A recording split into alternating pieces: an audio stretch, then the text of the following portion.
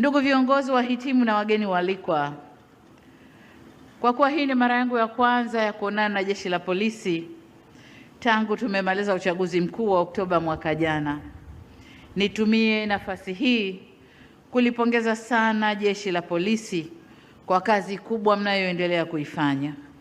Sote ni mashahidi kwamba amani na utulivu tulionao leo haukuja kwa bahati, bali matokeo ya kazi ya Jeshi la Polisi kwa kushirikiana na vyombo vyetu vingine vya ulinzi na usalama. Pamoja nanyi, niwapongeze Watanzania wenye nia njema na uzalendo kwa nchi yao kwa kuendelea kushirikiana na vyombo vyetu vya ulinzi na usalama katika kudumisha amani na utulivu wa taifa hili. Ndugu zangu, suala la kulinda usalama wa raia na mali zao ni nguzo muhimu ya maendeleo kwa taifa letu. Bila shaka mtakubaliana nami kwamba kazi ya polisi haiwezi kutazamwa kama kazi nyingine ya kawaida. Ni kazi inayohitaji nidhamu, uadilifu, umakini na uelewa mpana wa sheria, mila na desturi na mipango ya maendeleo ya nchi yetu. Aidha, ni muhimu pia kuwa na uelewa mpana wa mabadiliko ya kiuchumi na kisiasa, yani World Economic Order and Geopolitics, yanayotokea huko duniani.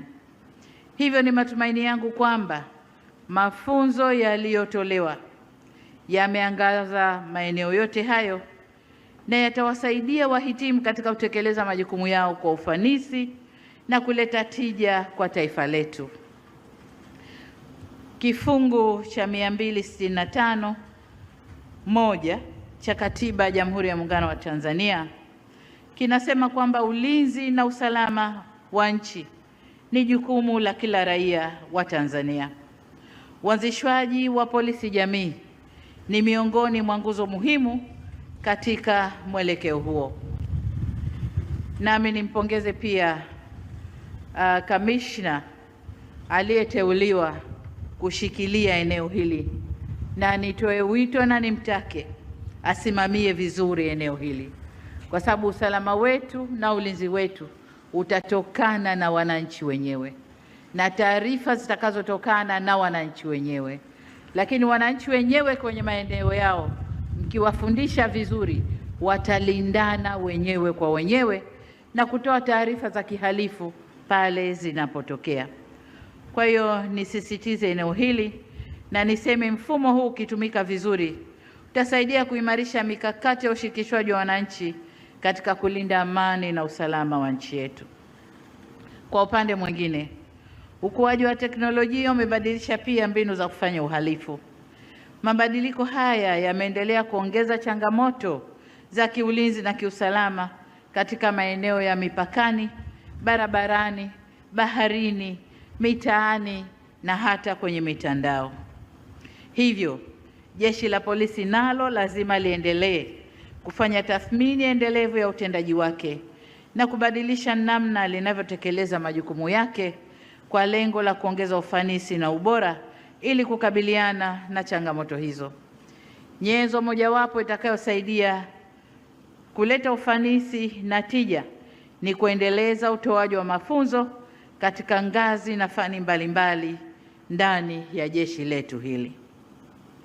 Ndugu zangu, moja kati ya hatua zilizochukuliwa kutathmini utendaji wa Jeshi la Polisi ni kazi iliyofanywa vyema na Tume ya Haki ya Jinai ya mwaka 2022, ambapo ilitoa mapendekezo kadhaa ya hatua za kuchukua ili kuliimarisha jeshi hili.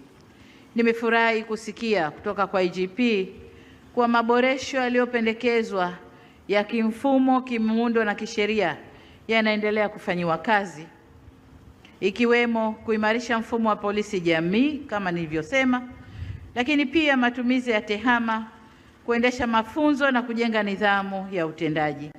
Hatua hizi ni lazima ziendelee kupimwa kwa matokeo yafuatayo. Tusiseme tu tunachukua hatua, lakini lazima tuone matokeo.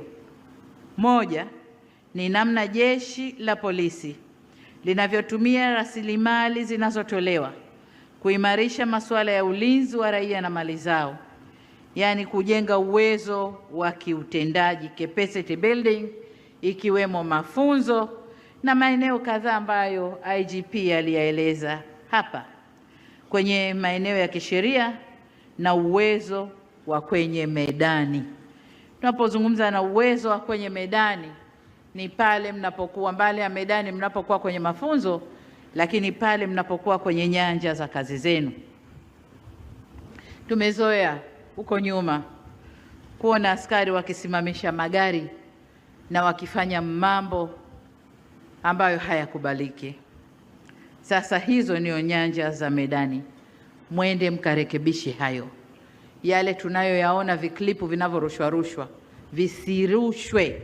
Askari wetu msimame kwenye mambo yenu.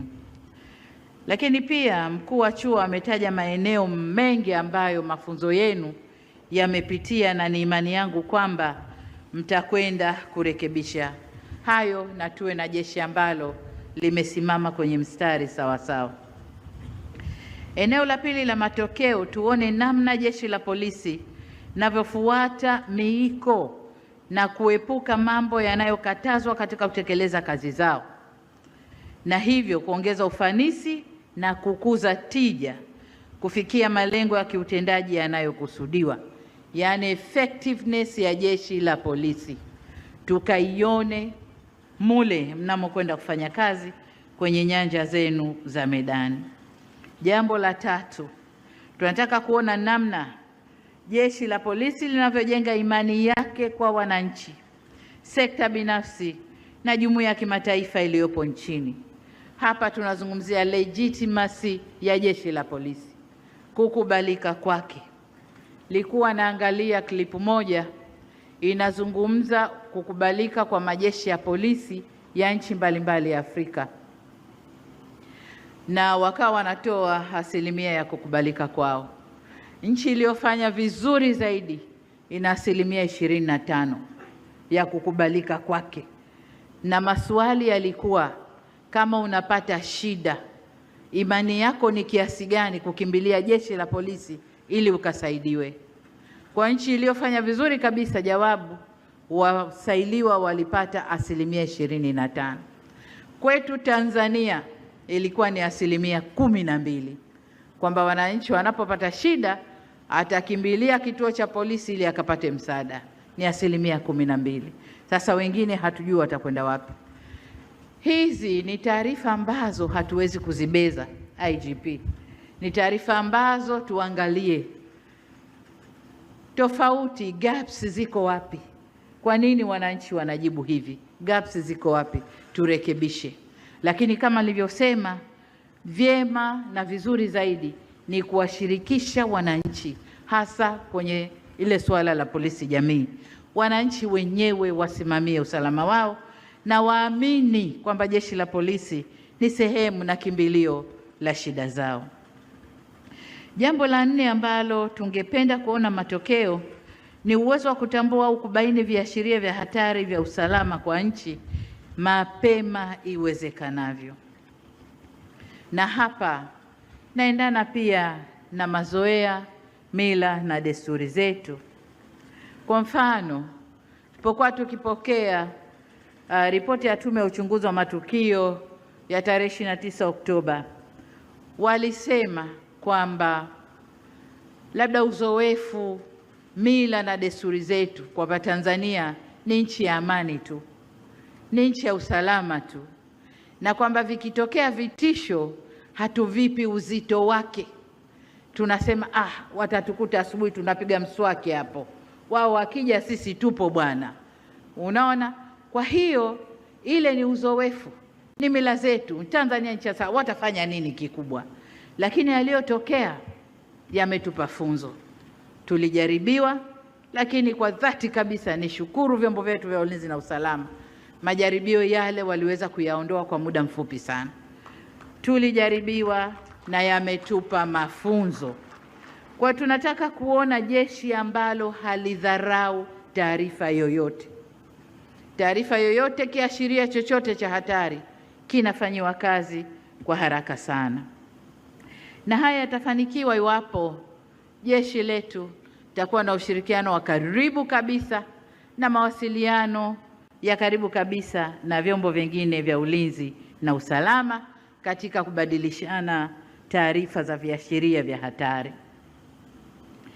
Wito wangu kwa jeshi la polisi ni kujenga imani kwa jamii ili kutimiza ile dhamira aliyosema IGP wakati anazungumza maelezo yake pale, anatoa maelezo yake. Alisema jeshi la polisi lina dhamira ya kuhakikisha linakuwa karibu zaidi na wananchi katika kubaini, kukabiliana na kuzuia uhalifu kabla haujatokea.